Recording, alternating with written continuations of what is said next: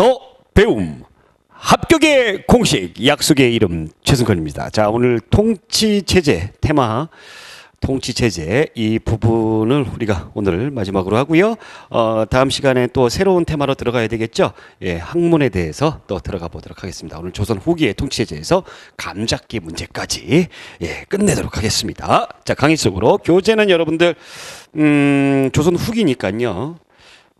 교재 222쪽 그 다음에 뒷부분에 나와 있는 심화 학습까지 그렇게 참조를 해서 공부해 주시면 좋을 것 같고요. 자, 조선 후기 통치체제의 변화 우선 아름다운 색깔을 골라 보도록 합니다. 오늘은 요 색이 좋을 것 같아요. 지난번에도 이 색 하긴 했는데. 자, 조선 후기 임진왜란 또 그다음에 병자호란 양난이라고 그러죠. 그 양난을 겪으면서 지배체제가 이제 흔들거리기 시작을 합니다. 앞에서 뭐 정치사 할 때 뭐 강조하고 또 공부를 했습니다만 조선 전기 때의 체제에서 완전히 이제 반대가 되는 그런 체제로 변화가 돼 버리죠. 정치 기구도 변화가 되는데 어떻게 변화가 되냐면 비변사의 기능은 비변사. 자, 그럼 비변사는 중종 때의 외놈들이 쳐들어오게 되면서 설치한 기구잖아요. 비상시 변란시 그 어떤 그 전란을 해결하기 위해서 만들어진 어떤 비상대책위원회, 비상대책기구라고 보시면 되겠습니다. 그렇기 때문에 비변사의 구성원은 전현직 정승, 높은 뭐 의정부에 있는 관원들이죠. 그 다음에 공조를 제외한 오조의 판서와 참판들, 그 다음에 이제 군인들입니다. 이런 사령관들, 각 군영의 대장들, 대제학, 그 다음에 강화도의 실질적인 그 관리죠. 강화도는 왜 그럽니까? 보통 우리나라가 그 외적들이 쳐들어오게 되면 꼭 이렇게 강화도로 많이 이제 피신을 갔었잖아요. 그래서 이런 사람들이 비변사의 구성원이다라는 얘기입니다. 그런데 임진왜란 이후에 거의 비변사가 이제 없어져야 되는데 없어지지 않고 모든 국가 현안을 다 다루더라라는 얘기입니다. 그러면 이로 인해서 어떻게 되느냐?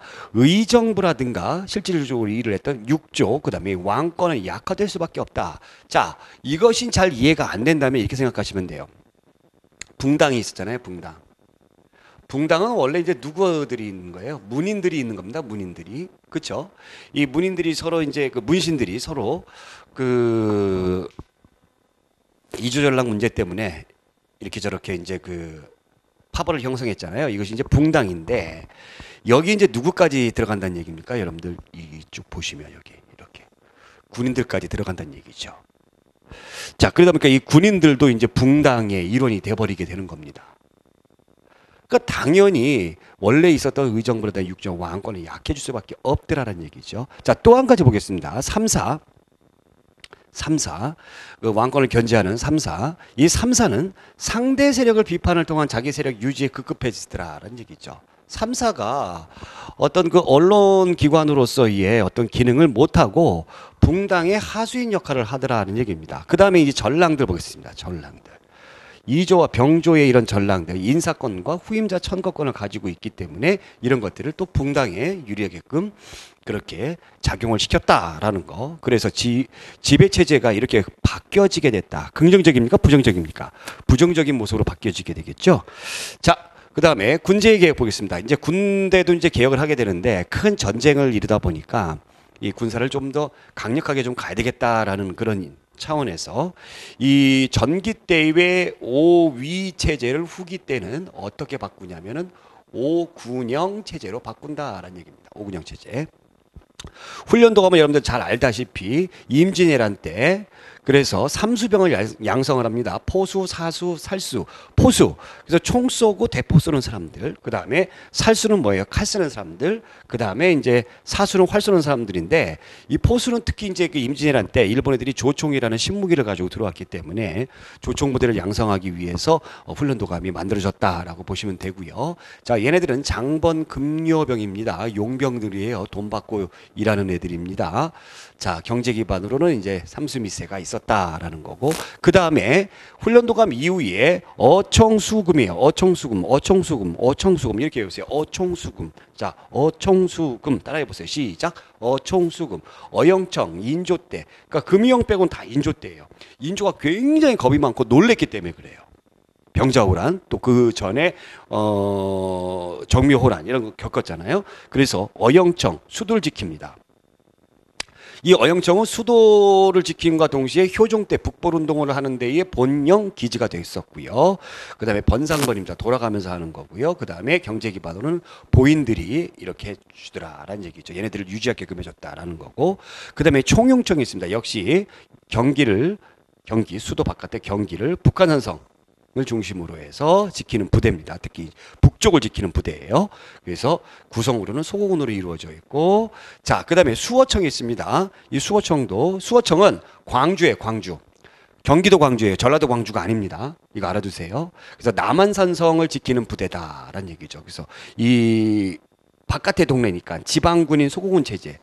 그죠? 서울이 아니잖아요. 그죠? 그러니까 소고군 체제로 가더라라는 얘기고, 금이영은 왕실을 지키는 부대입니다.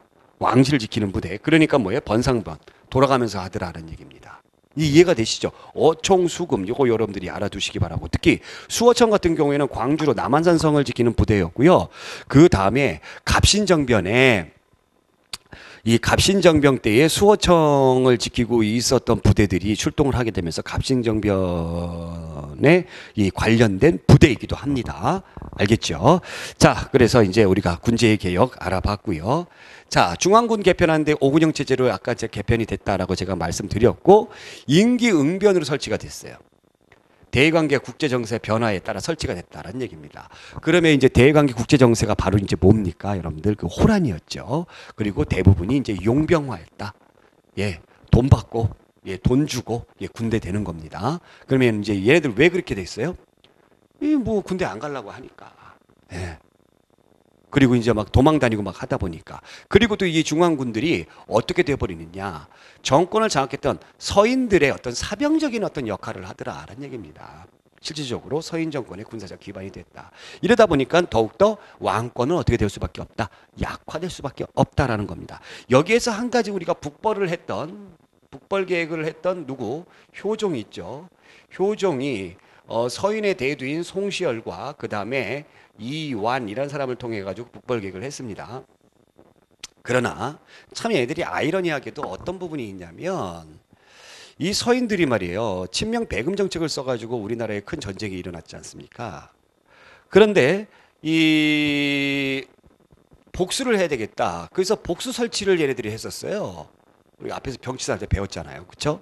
그런데 막상 이제 복수를 하려고 효종이 딱 하니까 서인들이 반대를 하는 거예요. 그러니까 얘네들은 말로만 복수한다, 뭐 오랑캐다 이렇게 해야지 실질적으로 행동으로 옮기는 데는 주저를 했다라는 얘기죠.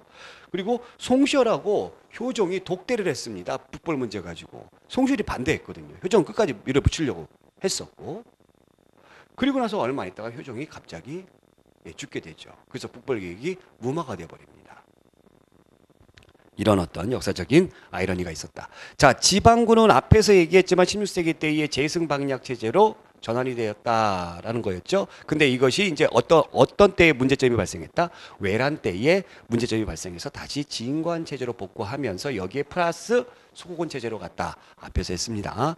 제승방략 체제는 제가 설명을 드렸고, 소고군 체제 다시 한번 우리가 좀 짚어본다면 양천 혼성군이다. 양천 혼성. 양인과 천민들이 다 있다. 양반도 들어가고 노비도 들어가고 서일도 들어가고, 그러다 보니까 이제 양반들이 얘네들하고는 같이 안 하겠다 해가지고 결국에는 이제 이런 사람들만 남게 되더라라는 거죠. 자, 그 다음에 이제 흥선대원군의 개혁을 보겠습니다. 고종의 즉위를 하면서 흥선대원군이 국정을 장악을 했습니다. 우선 통치제 정비에서는 안동김씨를 몰아냈고요. 앞에서 배웠던 부분입니다. 그 다음에 비변사 이것을 없애버렸죠. 그러면서 이제 의정부라든가 그 다음에 육조의 권한을 다시 원상복귀를 시키면서 삼군부 군사를 부활시켰습니다. 자, 법전 편찬하는데 우리가 대전회통 육정조례, 특히 대전회통 법전은 경국대전의 속편인 영조 때 속대전, 그 다음에 속편 나왔으니까 이제 통합편인 대정통편 정조 때, 그 다음에 이제 여기 흥선대원군대 대정회통, 이렇게 순서별로 잘 알아두시기 바래요. 경복궁 다시 세웠죠. 이때에 이제 기부금이 원납전을 징수를 했는데 잘 안 되니까 강제로 징수를 합니다. 원하는 사람은 납부해라. 근데 원하는 사람은 없죠. 그래서 강제로 징수하니까 이 원자가 원망 원자로 사람들이 바꾸어서 불렀었고, 당백전이라는 화폐, 상평통보에 일당 100의 가치를 지닌다 해서 당백전, 그래서 물가가 폭등하게 되었고요. 그리고 백성들 강제로 동원하면서 백성들의 원성을 샀고 양반들의 묘지림까지 벌목을 했습니다. 그래서 이 경복궁 중건은 양반과 백성 동시에 원성을 받게 됐다. 그 다음에 서원을 철폐했습니다. 전국에 600여 개의 서원 가운데서 47개만 남기고 다 철폐했다. 양반 유생이 굉장히 많이 반대를 했었죠. 서원 철폐와 관련돼 가지고. 그런데 흥선대원군이 서원 철폐에 대해서 강력한 의지를 보였죠. 예, 공자가 다시 살아난다 해도 진실로 백성에게 해를 끼치면 용서하지 않겠다라는 유명한 얘기를 남겼죠. 자, 삼정, 전정을 기획하는 양전, 토지 측량하는 겁니다. 양전 사업을 해가지고 은계를 색출해요. 숨겨놓은 토지를 다 끄집어내는 겁니다. 자, 그 다음에 군정을 기획하기 위해서 호포제를 실시했다. 호포제, 우리가 이제 자기 주소 얘기할 때 몇 동 몇 호 그러잖아요. 그래서 한 가구별로 한 포씩 내거라라는 거죠. 백성들의 부담이 엄청나게 덜어지는 겁니다. 그 대신 그 부족분을 누구에게? 양반에게 전가를 시키는 거예요. 양반 너네도 내. 양반들이 반대했겠죠. 야, 한 가구에 하나도 못 내? 끙거리는 거죠. 그래서 양반에게도 신수를 하게 되었다. 그 다음에 황곡제도는 사창제라는 것이 있었는데 우리가 조선 전기 때에 이 빈민구제법의 일환으로 그 지방 양반들이 그 마을마다 사창제라는 것을 했었죠. 그죠? 그거하고 다른 겁니다. 아시겠죠? 자, 황곡제는 지방 관청에서 실시했던 빈민구제법이었어요. 예, 곡식을 모아놓다가 백성들에게 주는. 근데 이것이 이 고리대로 전락을 하게 되면서 그 곡식을 모아두는 마을의 창고, 사창. 마을의 창고. 예, 거기에 그 창고를 지키는 사람이 그 마을 사람들이 누구나 다 인정하는 믿음직한 사람에게 맡기는 겁니다. 그 믿음직한, 나 같은 사람. 예, 던지고 난리 났네. 그래서 사창을 설치해서 사창제를 실시했다라는 거. 자, 그 다음에 개항 이후, 우리가 개항 이후라고 한다면 강화도 조약을 얘기합니다. 개항 이후에는 근대적 개혁기구인 통리기무아문을 설치했습니다. 근대적 행정기구입니다. 이것 하나에 12사라는 기구를 두었고요. 자, 그러면서 개혁을 추진하면서 이러한 인사들이 있었다라는 거고, 군대도 종래 5군형이 있었죠. 이것을 2형으로 무의형 장화형으로 이렇게 축소를 하면서 신식군대 별기군을 만들었죠. 그래서 제가 이거 어떻게 외우라고 그랬죠? 장어 먹어봐야 소용없다. 없을무. 장어 먹어봐야 소용없다. 왜 소용이 없어요? 제대로 역할을 못했으니까. 나중에 이제 흥선대원군이 다시 이모군란으로 잠깐 집권하면서 다시 어떻게 합니까? 오군영 복귀를 시켜버리잖아요. 그렇죠? 그래서 이 별기군 때문에 이모군란이라는 사건이 발생을 했고요. 자, 갑오개혁의 어떤 통치체제의 변화 보겠습니다. 일본 애들이 이제 경복궁 점령하면서 갑오개혁을 했는데 이 개혁기관에는 궁극기무처가 있었고요.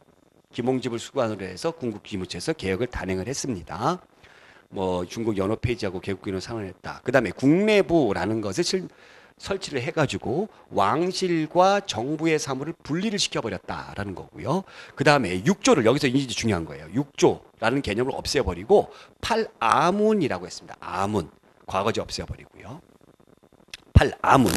팔아문으로 이렇게 막 바꿔놨고 팔아문 중에 탁지아문에서 제정을 일원화했다. 그리고 조세 금납회, 은본위 화폐제도, 도량형을 통일했다라는 겁니다. 신부제 폐지한 거, 그다음에 조언금지, 과부제거 허용, 고문 및 연저제 폐지 이것이 있었는데 이것은 나중에 일본 애들이 이렇게 해서 해놓고서 우리가 헌병경찰 통치 때에 이것이 다시 부활이 됐죠. 조선인에 한해서. 자, 특징은 일본인의 강요로 시작됐지만 타이트하게 하지 못했어요. 왜냐하면 청일전쟁 때문에 적극적으로 일본이 간섭하지 못했다라는 겁니다. 자, 그럼 그 다음 내용을 한번 보겠습니다. 1차 갑오개혁의 내용들. 중요한 것이 이제 여기에서 연자율 폐지한다 이런 것들 나와 있고 조언 금지한다. 과부의 재혼 금지시킨다 뭐 이런 것들. 그래서 통치체제하고는 관계없는 내용들이 1차 갑오개혁에 들어가 있네요. 앞에 있는 내용들 요거 국내부 설치하고 파라문 탁자문에서 제정 일어나 이런 거 기억해 두시기 바랍니다. 자, 그 다음에 2차 갑오개혁이요. 청일전쟁에서 승리를 했습니다. 같은 해 12월 달에 있던 거예요. 12월 달. 적극적으로 하는 거죠. 그래서 흥선대원군 퇴진시키고 박영호, 김홍집 연립내각으로 했다라는 거죠. 궁극기무처 필요 없고 홍범 14조의 개혁을 했다라는 겁니다. 자, 내각제 도입하면서 팔아문을 이제 부로 바꿔요. 무슨 부. 그래서 뭐 학부의 우두머리 학부 대신 뭐 농상부 대신 이런 식으로 이 부로 바꾸는 겁니다. 행정구역 이게 중요하죠. 팔도의 개념을 없애버리고 23부, 전국을 23부. 부목군현을 군으로 다 통일해버리고, 그러니까 지방관의 권한 축소해버리고 사법권 독립시켰다라는 거. 그래서 여러분들 요건 알아두셔야 돼요. 23부. 예, 8아문을 7부. 7, 2, 3, 7, 2, 3. 예, 이거 꼭 알아두세요. 아시겠죠? 23부. 자, 그 다음에 교육국조서 반포함게 되면서 이때 비로소 소학교, 뭐 사범학교, 그 다음에 외국어학교 필요하잖아요. 예, 처음으로 이제 우리가 근대적으로 교육을 시작하는 그런 시점이었기 때문에 초등학교의 성격인 소학교, 그 다음에 선생님들 사범학교, 그 다음에 외국 사람들 통역도 필요하잖아요. 그래서 외국어 학교 이런 것들을 교육의 국제로서를 통해서 발표하면서 실행에 옮겼다라는 겁니다. 자, 이때 이제 본격적으로 일본인들이 간섭을 했기 때문에 일본인 고문관이 배치가 되었다라는 거고요. 여러분들. 그러면 이제 홍범 14조의 일부도 여기 잘 나타나져 있습니다. 네. 앞에서 정치사 할 때 배웠던 거고. 자, 3차 가부개혁의 내용은 김홍집 친일 내각으로 예. 혼자 다시 이제 복귀하는 거죠. 혼자. 이거 제가 어떻게 하라고 그랬어요? 어떻게 하라고 그랬어요? 단태후 쫑이죠. 3차 가부개혁이죠. 단태후 쫑낸 거예요.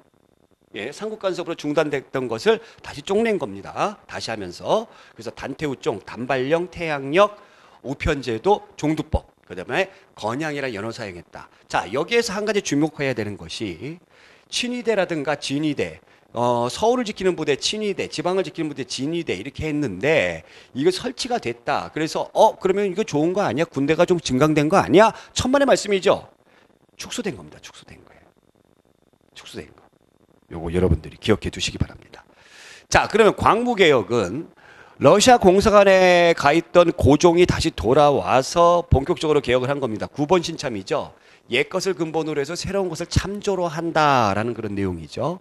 자, 그렇기 때문에 어찌됐든 간에 이 개혁이 결과론적으로 말씀드리면 실패한 개혁입니다만 우리 정부가 주체적으로 했기 때문에 우리가 정말 강해지는 거. 그래서 산업, 교육, 군대 이쪽 분야를 열심히 했다는 거죠. 그러면 정치는 대한국 국제를 반포합니다. 1899년에. 그러니까 대한국 국제는 바로 뭐예요? 이런 나라가 생겨났다라고 다른 나라들한테 홍보를 하는 거죠. 대한국 국제. 네. 자, 그 다음에 군사로는 원수부를 설치하고 원수가 누가 되는 겁니까? 예, 고종이 되는 겁니다. 자, 시위대가 창설이 돼요. 황제를 호위하는 부대예요. 시위대 창설. 겁이 굉장히 많죠. 예, 암살 위협도 되게 많았고, 그래서 시위대, 그 다음에 친위대, 중앙부대, 진위대. 이거는 우리가 아까 을미개혁할 때도 있었죠. 이걸 이제 증강시켰다라는 겁니다. 증강시켰다. 경제는 토지와 관련된 양전사업 실시하고 실시해서 지계 발급합니다. 지계가 바로 뭐죠? 토지 문서예요. 토지 문서예요. 네. 그리고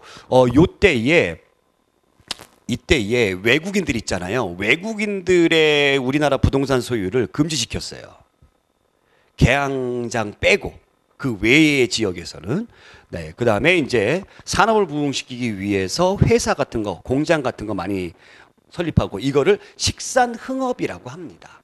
산업이라든가 공장 같은 거를 많이 흥하게 만든다라는 거고, 화폐제도 개혁을 했고요. 중앙은행을 설립을 추진했습니다. 자, 이때 이제 본격적으로 근대적 시설이 도입이 되는데 전화라든가 우편, 전보망, 전차, 철도, 예, 바로 이제 요때에, 그러니까 19세기 완전 말 요때 이제 많이 들어오게 되는 거죠. 자, 교육 쪽으로는 산업이 부흥해야 되니까 산업의 일꾼들을 만들기 위해서 실업학교, 기술교육 이런 것들이더라.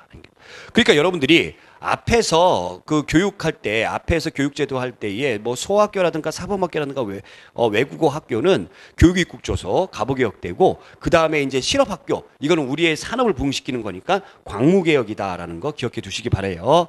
자, 그러면 의의와 한계가 있습니다. 이와 한계는 결국에 실패한 개혁이다라는 거고, 한계 보시면은 뭐 황제권 강화에 치중을 했다. 또 열강에 간섭을 했고요. 또 관리들의 부정부패 등으로 인해서 성공하지 못했다라는 한계를 두고 있습니다. 자, 대한국 국제도 제가 여기 이렇게 쭉 했으니까 참조를 해서 보시기 바라고, 정치사 할 때 이거 공부했었죠? 자, 그러면 감잡기 문제 풀어보도록 하겠습니다. 1번 발해에 대한 설명으로 옳지 않은 것. 네.